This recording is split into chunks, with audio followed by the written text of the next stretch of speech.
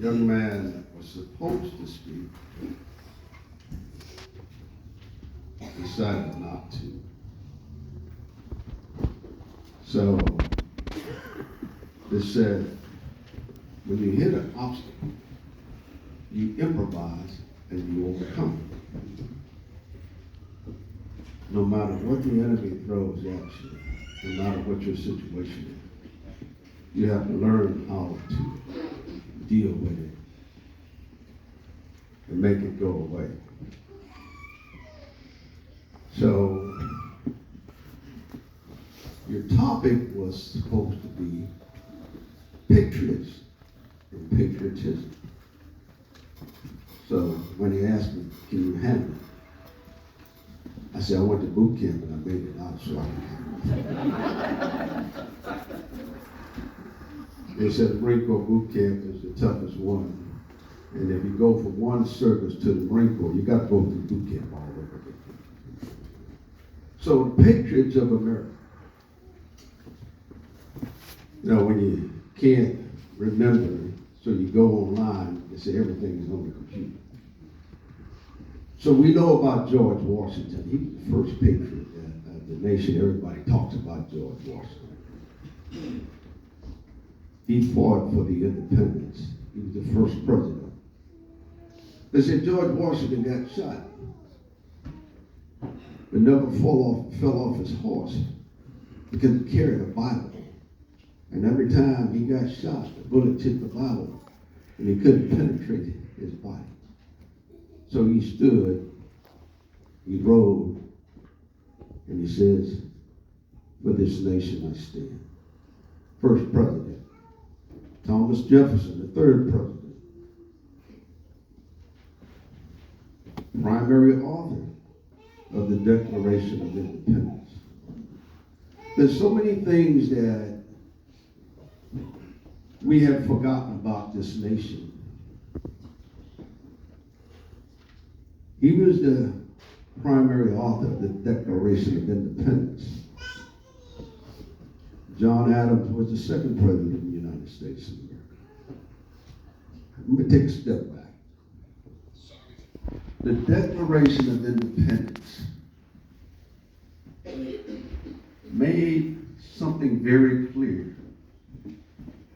And we're going to stand by this document no matter what is going on.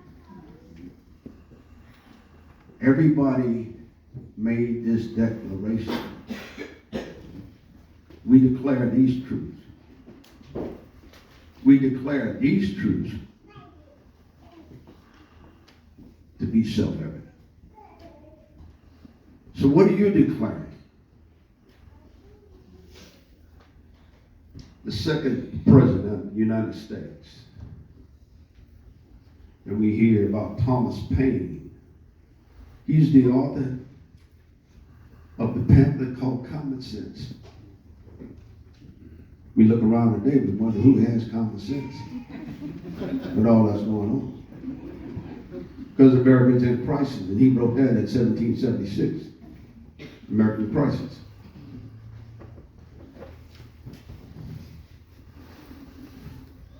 Then we hear about Mr. Well, I can't say Mr., but Gentleman George Smith Patton in World War II. Served as the commander for the 7th Army in the Mediterranean Theater and the 3rd Army in France and Germany. Audie Murphy. We know Audie Murphy from movies. But Audie Murphy was the most decorated soldier in World War II. Little short guy, they say he tried to join the Marines. They told me that he was too short. So he went and proved them wrong by being the most decorated soldier in the war. So don't ever take anything for granted about the size of the person or how he looks, whatever. Benjamin O. Davis Jr., first black general in the United States Air Force, World War II, Tuskegee Airmen.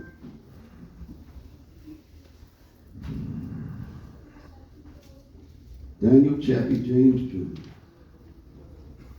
became the first 4-star general in the United States Air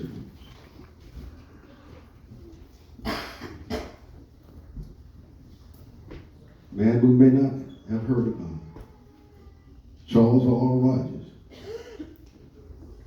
a Medal of Honor winner in Vietnam.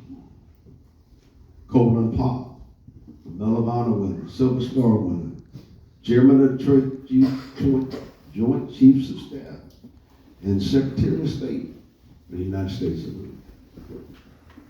And we find out about Dwight David Eisenhower. He was president when I was a little boy. That he was a good man because he had been a general in the Army. Even though I didn't want to go in the Army, I wanted to go to the Marine Corps, so I didn't even pay that much more attention. These are just a few of the Americans that I looked up. If I was still looking up Patriots of America on the computer, I'd still be there, and y'all be wondering where I'm at. These are just a few of the American Patriots. There's so many more. And here's what I want you to understand. I don't need every veteran to stand, but I need you to raise your hand. If you're a veteran, raise your right hand. And this is what you said. I solemnly swear to defend the Constitution of the United States of America against all enemies, foreign and domestic. So help me God. Put your hands down. So you're a patriot. You are a patriot to this nation.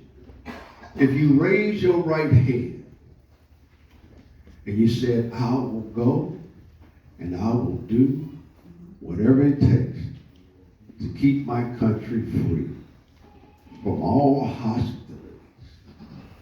I just told you about World War I, all the hostilities, all the people that died daily, millions of people.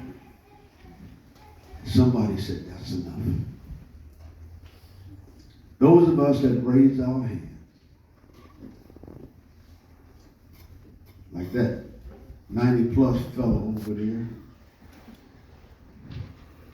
he may not be able to run after you, but if you run up on him, he's going to hit you with his stick.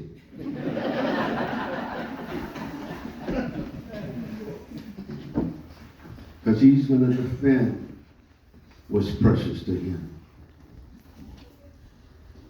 I want all of you to remember this. This is a day of celebration. This is a day of honoring all of those that have gone before us. Somebody said some of them have to come back. And those that come back are still suffering from the conflict they were in.